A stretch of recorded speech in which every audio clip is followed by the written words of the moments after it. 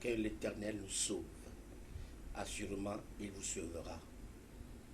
Vous écoutez votre humble serviteur, le patriarche, ce matin. Et comme nous l'avions dit la dernière fois, je suis là encore pour le compte de la paix. Je dirais à tous ceux qui m'écoutent ce matin que la paix est primordiale dans la vie de chaque citoyen. Dans la vie de chaque personne d'un pays, la paix est primordiale. Et lorsque vous ne cherchez pas la paix, lorsque vous n'avez pas la paix, votre vie n'aura pas de sens. Quand tu n'as pas la paix dans ta vie, je dis, ta vie n'aura pas de sens. Et c'est la raison pour laquelle je dis, la paix est primordiale dans la vie de chaque personne. Que ce soit grand ou petit, la paix est primordiale. Et je voudrais dire, la paix, elle est donnée par Dieu. Et Dieu qui donne cette paix-là transmet la paix afin que celui qui reçoit la paix puisse la transmettre à d'autres personnes. Et je voudrais dire ce matin que chaque individu qui n'a pas de paix, qu'il sache qu'il a un problème. Il a un problème parce que sans la paix, aucun pays ne peut pas être construit. Sans la paix, aucun foyer ne peut pas être construit. Sans la paix, aucun service. Les marchés ne peuvent pas être construits. Et c'est la raison pour laquelle je dis que tous ceux qui m'écouteront essaient d'ouvrir grandement leurs bras pour que la paix puisse les attirer. Vous savez, sur cette terre, du premier homme jusqu'au dernier homme, nous sommes dans une file d'attente. Mon frère, tu es dans une file d'attente.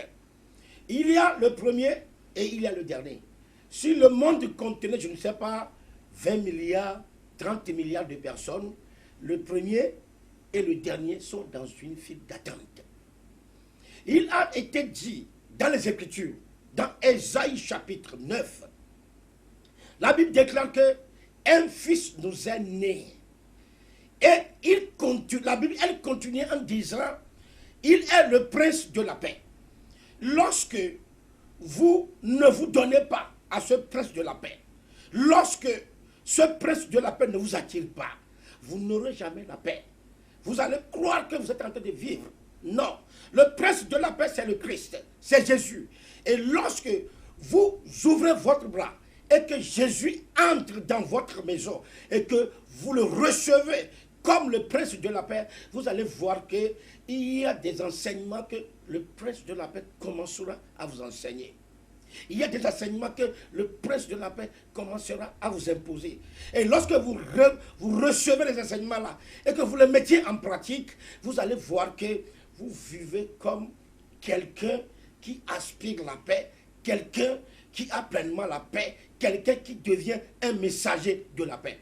Et lorsque vous êtes un messager de la paix, vous êtes obligé, vous êtes dans l'obligation de partager cette paix-là avec le voisinage.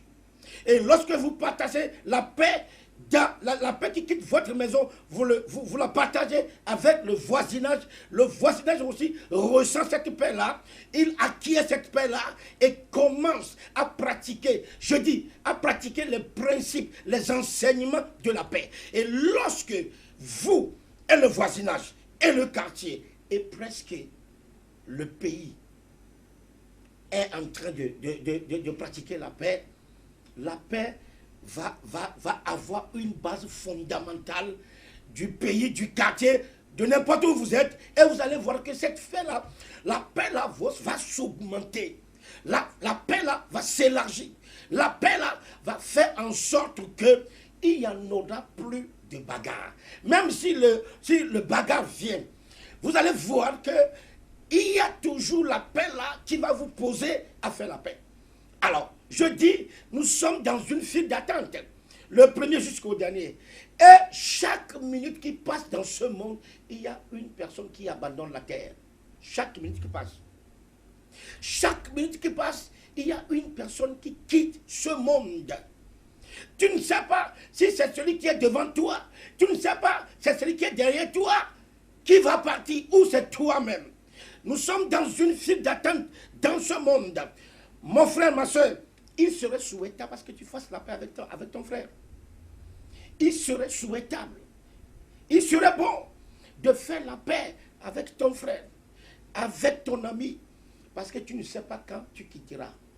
Tu ne peux pas quitter cette terre sans la paix. Quand tu quittes cette terre sans la paix, sans le Christ, tu seras jugé. Et Dieu ne voudra pas que tu sois jugé. C'est la raison pour laquelle je vous dis, nous devons cultiver, nous devons aller, nous devons chercher cette paix-là, afin que cette paix puisse nous inculquer ces principes. Et lorsque nous aurons les principes, lorsque nous aurons les enseignements, vous allez voir que, si c'est le Togo seul, vous allez voir que le Togo sera dans une paix réelle, normale. L'Afrique serait dans une paix réelle et normale. Et le continent, les autres continents aussi seront dans une paix vraie et réelle. Nous n'aurons plus ces tracasseries, ces bagarres, ces guerres, tout ce qui arrive là, nous ne les aurons pas. Mais puisqu'il n'y a pas la paix dans notre vie, il n'y a pas la paix dans la vie individuelle, il n'y a pas la paix dans la vie de ceux-là qui sont dans une communauté, il n'y a pas la vie de ceux-là qui se regroupent quelque part. Il va y avoir toujours de la guerre. Moi, je donne mes conseils, je donne mes enseignements, que chacun de nous, dans ce pays, le Togo, puisse chercher la paix et la trouver, afin que la paix puisse rentrer chez lui. Et lorsque la paix rentrera chez vous, vous allez voir que vous aurez des changements et vous aurez un bon comportement d'un citoyen digne, d'un citoyen épris de la paix. La dernière fois, j'ai dit que nous allons essayer de poser la base de la paix.